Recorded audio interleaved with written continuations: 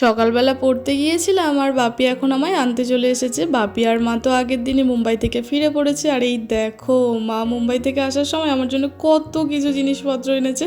আর এই গণেশ ঠাকুরগুলো কি সুন্দর না? শুধু এই নয়, আমার জন্য জুতো, জামা, আরও কত কি এনেছে।